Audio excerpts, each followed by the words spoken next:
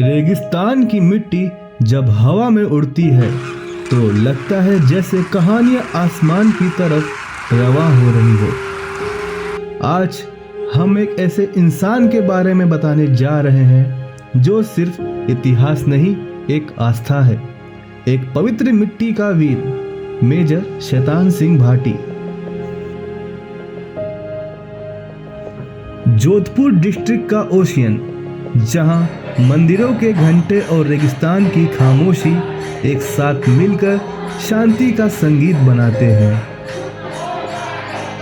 यही हमारे टीम ने कदम रखे, इसी मिट्टी को महसूस किया और उन लोगों से मिले जो पीढ़ी दर पीढ़ी मेजर शैतान सिंह को याद रखते आए हैं। हम हैं मेजर शैतान सिंह, परमवीर चक्र विजेता इंडो चाइना वॉर के गांव में। ये छोटा सा स्मारक जो आप मेरे पीछे देख रहे हैं, ये इस गांव में जो एक खेप कहूँगा जिसमें मेजर साहब भी एक हैं, उनके साथ के बहुत से लोगों का जिन्होंने इस गांव की तरफ से हमारे देश के लिए शहादत दी है और उनको मेडल ऑनर्स मिले हैं, उसका स्मारक है छोटा सा।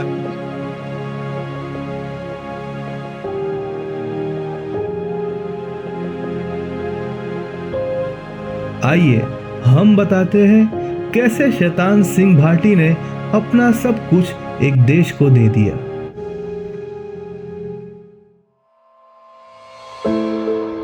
एक दिसंबर 1924 को जन्मे लेफ्टिनेंट कर्नल हेम सिंह भाटी के बेटे, एक फौजी के घर का फौजी पुत्र।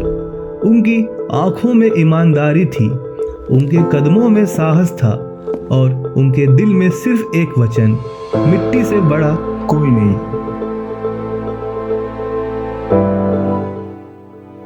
लेफ्टिनेंट कर्नल जी, स्टेट गवर्नमेंट में लेफ्टिनेंट कर्नल थे।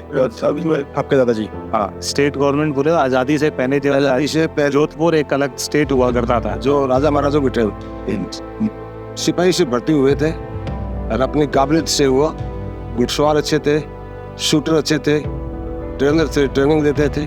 और फर्स्ट वर्ल्ड वार में उनके भी पैर में गोली लगी थी। फिर ये नहीं पता था मुझे।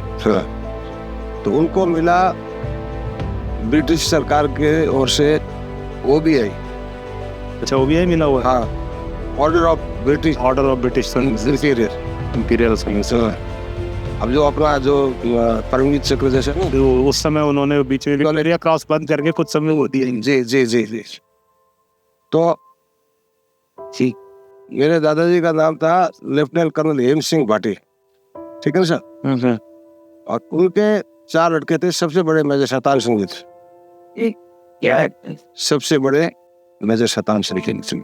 उनसे छोटे मेरे पिताजी सूरजबान सिंह। मेरा जन्म 57 का है, 57 का। 57 में उन्होंने LLB कर ली, मेरे फादर ही उस टाइम LLB कर ली। मेजर शैतान सिंह जी ने MA की, हिंदी और इंग्लिश, ठीक है सर?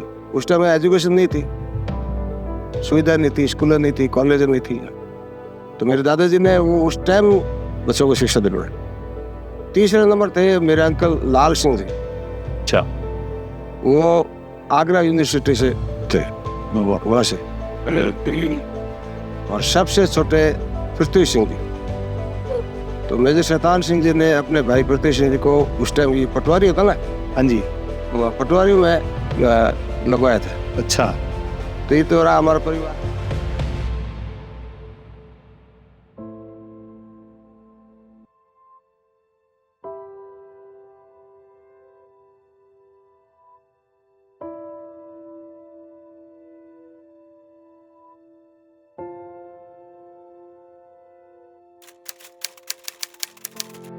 उन्नीस में उन्होंने कुमाऊं रेजिमेंट ज्वाइन किया।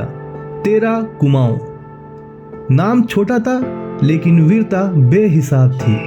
यही रेजिमेंट बाद में रिजांगला की पहाड़ियों पर दुनिया को दिखाएगी कि सिर्फ आदमी नहीं, इरादे लड़ते हैं। यह बेज सिर्फ पहचान नहीं, एक जिम्मेदारी है।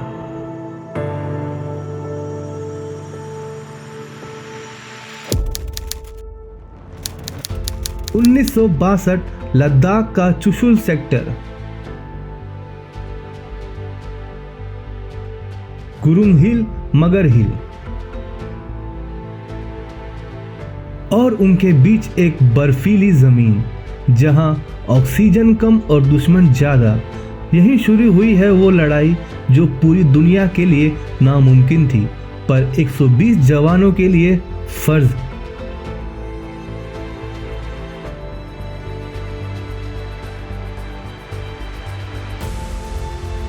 जब हवा 25 डिग्री तक गिरती है तो आदमी कांपने लगता है, लेकिन ये जवान अपना बोझ, अपने हथियार, अपनी जिंदगी सब कंधे पर उठाकर पहाड़ियों की तरफ बढ़ रहे थे।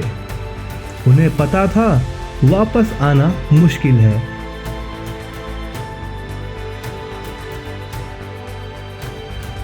दुश्मनों की तादाद हजारों में थी, हर तरफ से घेरबंदी, पर ये 120 अपनी जगह पर टिके रहे।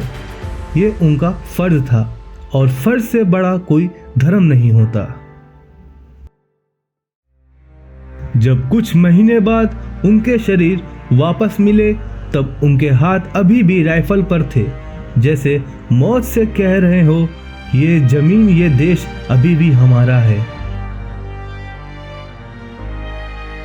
जो लौट कर आए उनकी आंखों में आंसू नहीं थे, सिर्फ फक्र था कि वो मेजर शैतान सिंह के साथी थे। बर्फ की धरती पर जलती आग और उनके साथी उन्हीं आखिरी सलाम देते हुए। ये नज़ारा सिर्फ देखा नहीं जाता, महसूस होता है। ये चेहरे, ये मुस्कुराहट, ये धैर्य, ये सब एक ही कहानी के पंख है। किसी का बेटा, किसी का पति, किसी का भाई, पर सब का एक ही नाम, शहीद। और जब हम ओशियन के मंदिरों में वापस खड़े होते हैं तो लगता है जैसे इन पत्थरों ने भी शैतान सिंह का बलिदान महसूस किया हो। यहीं से कहानियाँ चलती हैं और यहीं उनकी गूंज अमर रहती है। मेजर शैतान सिंह भाटी, परमवीर चक्र, 13 कुमाऊं रेजिमेंट, एक नाम जो ना बीतने देता है ना मिटने देता है। जब तक ये मिट्टी है, जब तक ये हवाएं चलती हैं, रेजांग ला का वीर जिंदा रहेगा। जय हिंद।